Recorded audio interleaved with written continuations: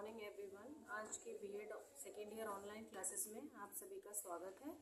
तो आज की क्लास में हमारा आज का टॉपिक रहेगा असेसमेंट ऑफ क्रिएटिविटी। जैसा कि हमें क्रिएटिविटी के बारे में तो आपको पहले बता ही चुकी थी कि क्रिएटिविटी क्या होती है। क्रिएटिविटी जिसका हिंदी में अर्थ होता है रचनात्मक, कि किसी भी चीज़ को मॉडिफाई करना या उसको क्रिएटिव बनाना, वो क्रिएटिविटी कहलाता है। तो आज की क्लास में हम पढ़ेंगे असेसमेंट ऑफ क्रिएटिविटी, कि क्रिएटिविटी का हम असेसमेंट कैसे कर सकते हैं। तो सबसे हम पहले तो हम मीनिंग ऑफ क्रिएटिविटी दोबारा से एक बार रिवाइज कर लेते हैं। मीनिंग ऑफ क्रिएटिविटी,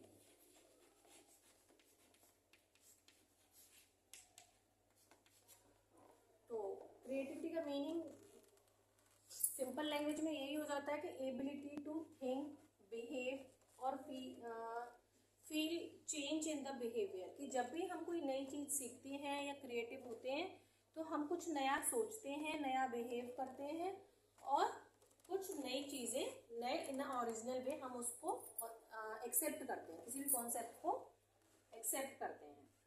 तो इसका मीनिंग हो जाएगा creativity means, this means ability to think,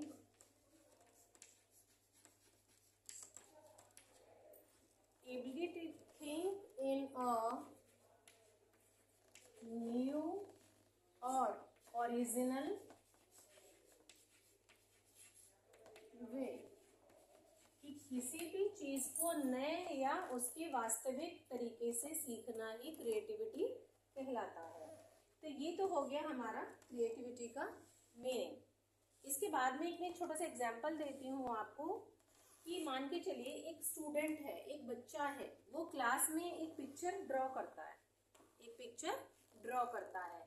उस पिक्चर को ड्रॉ करने के साथ में ही वो एक कहानी भी लिख देता है। मतलब एक पिक्चर भी ड्रॉ कर रहा है, एक सीनरी टाइप में डिस्क्राइब कर रहा है, कि उसके साथ में उसने 5-6 चीज़ें उस स्टोरी को डिस्क्राइब करते हुए, उस पिक्चर को डिस्क्राइब करते हुए उसने एक स्टोरी भी बना दी, कि ये एक बच्चा है, पहाड़ों पर रहता है, ये अपने जीवन यापन के लिए लकड़ियाँ बेचता है, नई लकड़ियाँ पहले तो काटता है, बेचता है, तो उसके बेसिस पे उसने एक स्टोरी भी बना दी। तो एक बच्चे ने एक नई चीज़ सीखी कि टीचर ने बोला कि ड्रॉ अ पिक्चर, कि टीचर ने तो सिर्फ पिक्चर ड्रॉ करने के लिए बोला था, लेकिन बच्चे ने साथ में उसकी एक स्टोरी भी लिख दी। तो इसलिए क्या नजर आया हमें, कि बच्चे ने क्रिएटिविटी दिखाई। बच्चा क्रिएटिव है, बच्चा बहुत ही क्रिएटिव है, कि उसको हमने सिर्फ पिक्चर बनाने के लिए बोला, पिक्चर ड्रॉ करने के लिए बोला, लेकिन उसने साथ में ही उसको स्टोरी, पिक्चर को डिस्क्राइब करते हुए एक कहानी भी बना दी।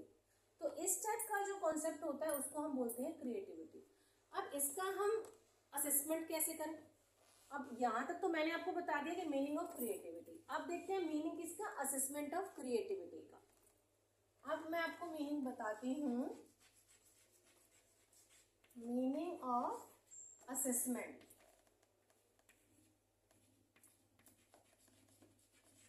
और क्रिएटिविटी, कि क्रिएटिविटी का असेसमेंट हम किसे कहते हैं। तो सिंपल लैंग्वेज में इसका हो जाएगा कि व्हेन अ स्टूडेंट और a learner find new ideas to modify the task, कि किसी भी टास्क को मॉडिफाई करना या एक न्यू वे में उसको एक्सप्लेन करना, नए तरीके से, जो कि उसकी क्रिएटिविटी को शो कर रहा है, उसके ओरिजिनल आइडियाज को प्रेजेंट कर रहा है, ये सारी चीजें ही असेसमेंट ऑफ क्रिएटिविटी में आ जाती हैं। तो इसका मीनिंग होता है to find out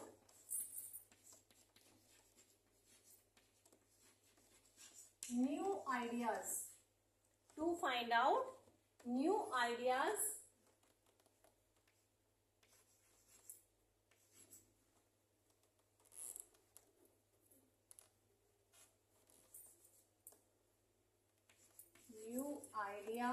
or concepts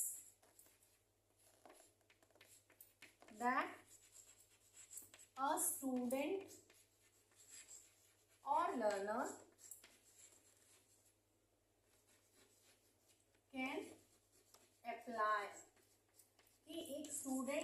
learner जो भी नए आइडिया और कॉन्सेप्ट अप्लाई कर रहा है वो कितने ओरिजिनल है, कितनी प्रॉब्लम सॉल्विंग एबिलिटी है उनके अंदर। तो ये वो तरीका होता है असेसमेंट का जिसमें बच्चा कुछ नया क्रिएटिव होके कुछ नई तरीके से अपनी प्रेजेंटेशन को प्रेजेंट करता है। तो इसमें उसके ओरिजिनल आइडियाज हो सकते हैं, विचार हो सकते हैं, इमेजिनेशन हो सकती है और साथ में उसका प्रॉब्लम सॉल्विंग स्किल भी हो सकती है कि वो किसी भी प्रॉब्लम को किस अपनी स्किल के द्वारा इजीली सॉल्व कर सकता है। तो ये हो गया हमारा मीनिंग ऑफ असेसमेंट। इसके बाद हम देखेंगे कि पर्पस क्या रहता है। जो असेसमेंट ऑफ क्रिएटिविटी है ये किसके लिए अप्लाई किया जाता है, क्या पर्पस रहता है, ये सारी चीजें मैं बताती हूँ आपको।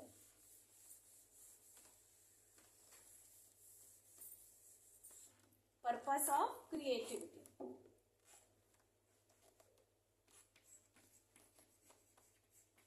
पर्पस ऑफ असेसमेंट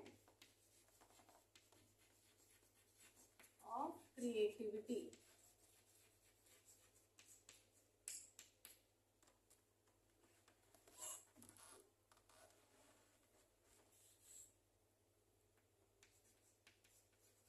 कि क्या पर्पस रहेगा। तो हमारा सबसे पहला पर्पस रहेगा कि टू नो द, कि टीचर को to know the potential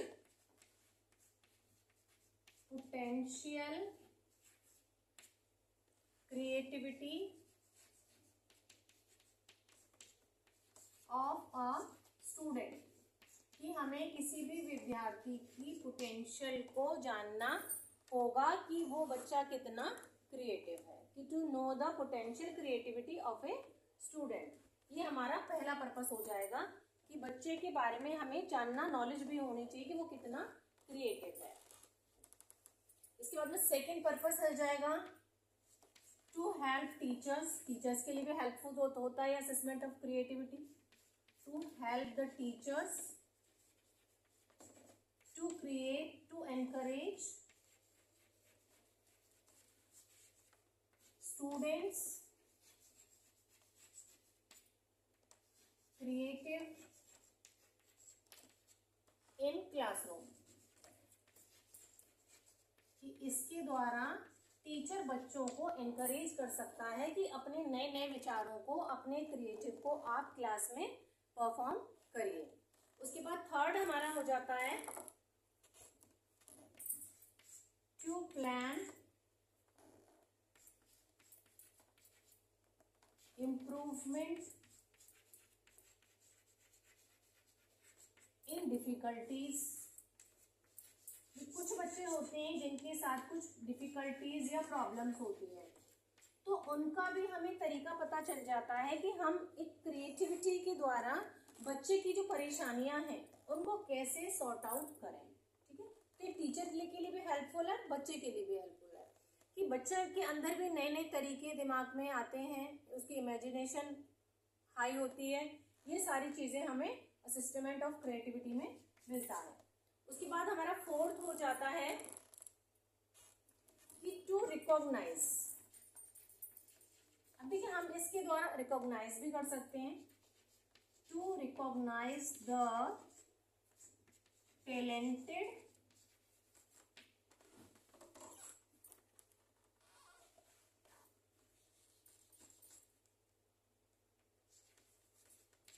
students, कि इस तरीके से हम 50 बच्चों में से टैलेंटेड स्टूडेंट्स को भी रिकॉग्नाइज कर सकते हैं, पहचान सकते हैं। तो ये तो हमारे 4 पर्पसेस हो गए जो कि असेसमेंट ऑफ क्रिएटिविटी में हमें मिलते हैं। इसके बाद में हम पढ़ेंगे area of creativity to assess, कि क्रिएटिविटी को हम असेस कैसे करें, कौन कौन से एरियाज होते हैं जिनमें हम क्रिएटिविटी को असेस कर सकते हैं। तो सबसे पहला हमारा, मैं शॉर्टली आपको पहले बता देती हूँ, पहला हमारा एरिया रहता है फ्लुएंसी, कि फ्लुएंसी कितने फ्लो में हम लोग किसी भी लैंग्वेज को या कोई भी हमारे जो विचार हैं हम उनको सामने वाले को समझा पा रहे हैं। जो भी हमारी क्रिएटिविटी है कितनी फ्लुएंसी से हम सामने उसको समझा पा रहे हैं। उसके बाद सेकंड हमारा हो जाता है फ्लेक्सिबिलिटी।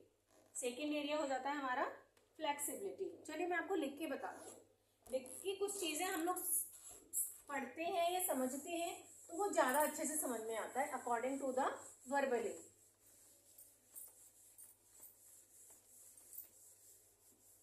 जब हम कोई भी चीज लिखते हैं तो वो कॉन्सेप्ट हमारे दिमाग में अच्छे से सेव हो जाता है। एरियाज ऑफ सेकेंड, फर्स्ट हमारा पर्पस था, सेकेंड आ गया हमारा एरियाज ऑफ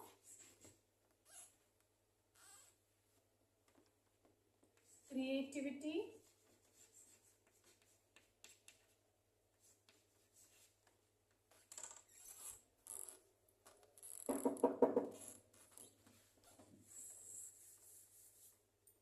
टू असेस, कि ऐसे कौन कौन से एरियाज हैं जो क्रिएटिविटी के हमें असेस करने होते हैं। सबसे पहले हो जाता है फ्लुएंसी, जो मैंने आपको बताया, ठीक है। फ्लुएंसी का हमारा एग्जाम्पल वही हो जाएगा कि कोई भी हम चीज को, कोई भी हम टॉपिक को अच्छे से समझा पा रहे हैं। हमारी जो फ्लुएंसी है, हमारा जो टॉकिंग वे है, क्या वो एकदम एक रिदम में चल रहा है, हम फ्लुएंसी से अपने विचारों को सामने वालों को समझा पा रहे हैं, ठीक है। उसके बाद आ जाता है फ्लेक्सिबिलिटी।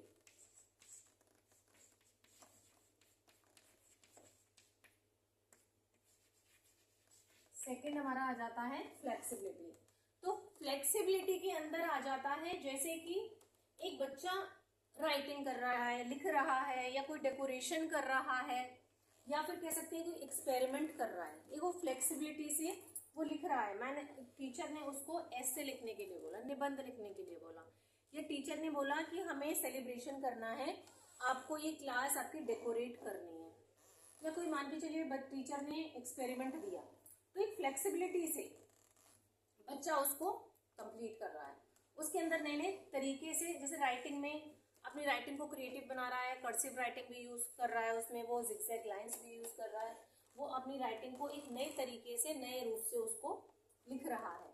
या डेकोरेशन में भी वो अपने नए नए विचारों को शामिल कर रहा है कि मैं, टीचर ने कुछ फिक्स आइडियाज उसको दे दिए कि आपको ऐसे ऐसे डेकोरेट करना है, लेकिन उसके साथ भी वो अपनी क्रिएटिविटी को शामिल करके वो नए नए तरीके से उसके दिमाग में आ रहे हैं कि मैं इसको और अच्छे से डेकोरेट इस तरीके से कर सकता हूँ। सेम एक्सपेरिमेंट में भी यही होता है। उसके बाद थर्ड हमारा एरिया आ जाता है ओरिजिनलिटी। ओरिजिनलिटी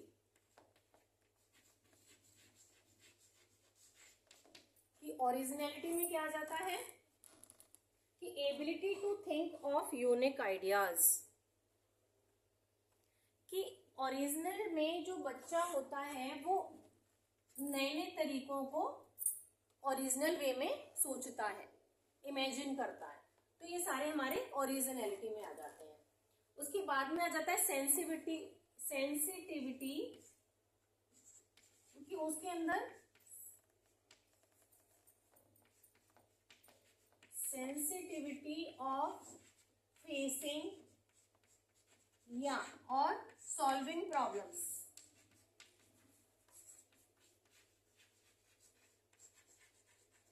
कि जब हम क्रिएटिविटी को असेस करते हैं तो हमारे अंदर एक ऐसी सेंस पैदा हो जाती है, ऐसी सेंस हमारे अंदर क्रिएट हो जाती है कि जिससे हमारे अंदर जो भी हमारा, हम किसी प्रॉब्लम को फेस कर रहे हैं या हमारे साथ कोई भी प्रॉब्लम है तो हम उसको सॉल्व कर सकते हैं या उसको फेस कर सकते हैं।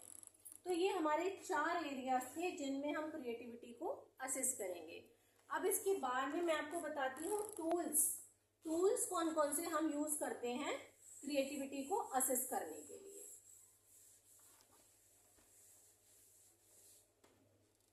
Tools for assessing creativity. Tools assess for creativity. ये तो हमने पर्पस पढ़ लिए, एरियाज पढ़ लिए। अब हम कुछ टूल्स होते हैं जिनके बेसिस पे हम क्रिएटिविटी को असेस करते हैं, कुछ टेस्ट भी होते हैं। तो सबसे पहले हमारा होता है क्रिएटिविटी टेस्ट। क्रिएटिविटी टेस्ट, तो हमारा जो ये क्रिएटिविटी टेस्ट था, ये हमारे साइकोलॉजिस्ट थे टॉरेंस एंड गिलफोर्ड। इस जो क्रिएटिविटी टेस्ट था उसकी रिसर्च गिलफोर्ड एंड टॉरेंस, ये हमारे दो साइकोलॉजिस्ट थे, इन्होंने इस टेस्ट की खोज करी थी। तो इस टेस्ट के बेसिस पे भी हम क्रिएटिविटी टेस्ट को कर सकते हैं। उसके बाद सेकंड आ जाता है हमारा ऑब्जर्वेशन। ऑब्जर्वेशन के द्वारा भी हम क्रिएटिविटी को असेस कर सकते हैं। तो ऑब्जर्वेशन में क्या हो जाता है कि हम watching how the students behave, कि हम ऑब्जर्वेशन में आता है कि बिहेवियर, कि हम किसी के भी व्यवहार को, बिहेवियर वॉचिंग, कि हम किसी के भी व्यवहार को देखकर ऑब्जर्व करके हम उसकी क्रिएटिविटी को असेस कर सकते हैं। देन थर्ड आता है हमारा क्वेश्चनियर।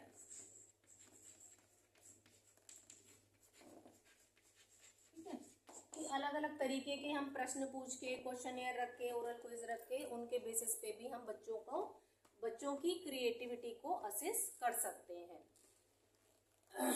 कि इसका एक फायदा ये होता है कि एक तो हम क्रिएटिविटी को भी बच्चे को असेस कर रहे हैं, उसके अलावा भी हम ये असेस कर सकते हैं कि बच्चे कितना इंटरेस्ट दिखा रहे हैं क्लास में।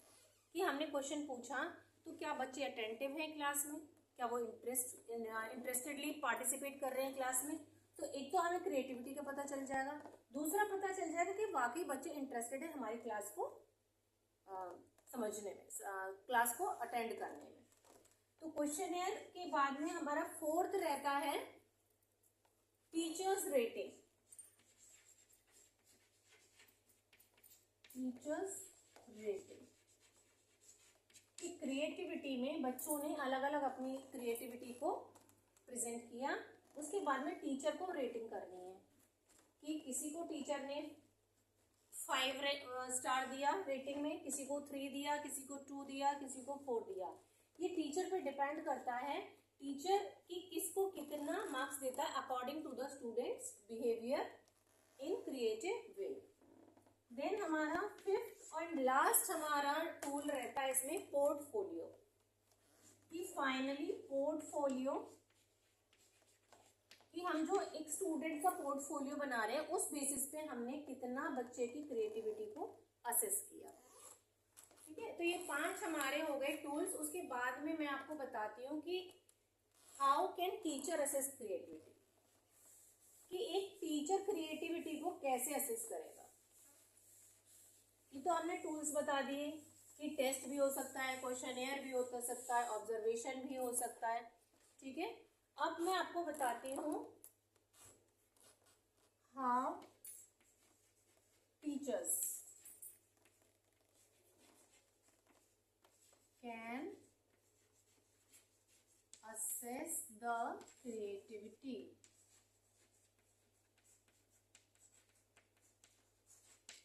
कि टीचर कैसे असेस कर सकते हैं क्रिएटिविटी को। तो सबसे पहला पॉइंट हो जाता है, सबसे मेन है इसमें, give open ended questions. Open ended questions, ठीक है, ये सबसे इंपॉर्टेंट हमारा ऑप्शन है। सबसे इंपॉर्टेंट ऑप्शन है हमारा ये, फर्स्ट आ जाता है कि टीचर को असेस करने के लिए सबसे इंपॉर्टेंट हेल्पफुल हमारा ऑप्शन है गिव ओपन एंडेड क्वेश्चंस। अच्छा, मैं आपको बताना चाहूंगी पहले तो ओपन एंडेड क्वेश्चंस जो है ये होता क्या है।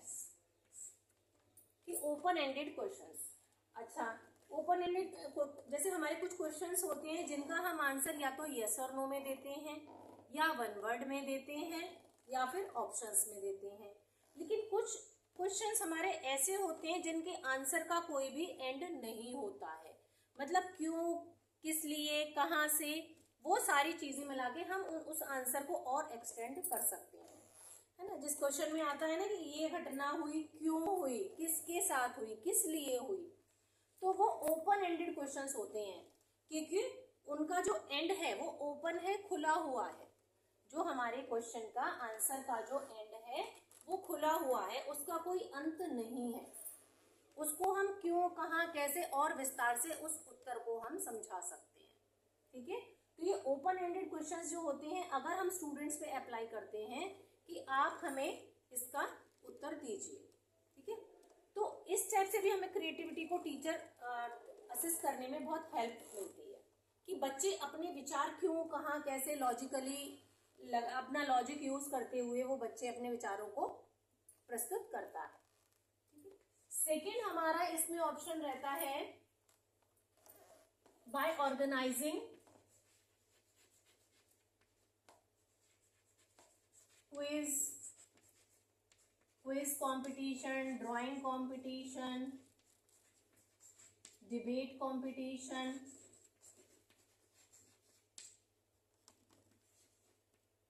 और भी हम साथ में ले सकते हैं इनमें, और भी ये तो मैंने कुछ ही लिखे हैं आपको। डिबेट कंपटीशन, स्टोरी टेलिंग,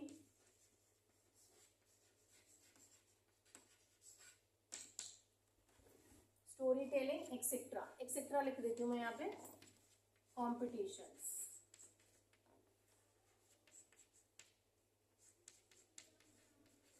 कि teacher quiz competition, drawing, debate, story telling, इस तरीके की कंपटीशन को ऑर्गेनाइज करके बच्चों की क्रिएटिविटी को असेस कर सकता है।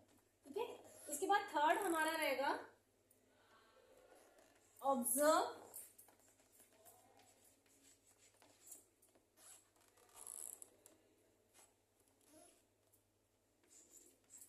Students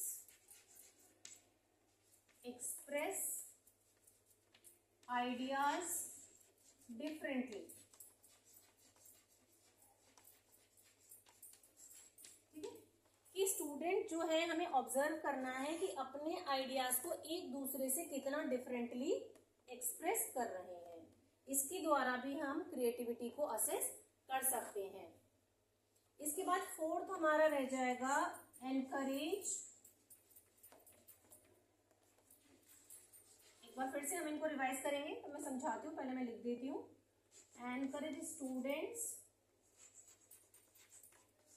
for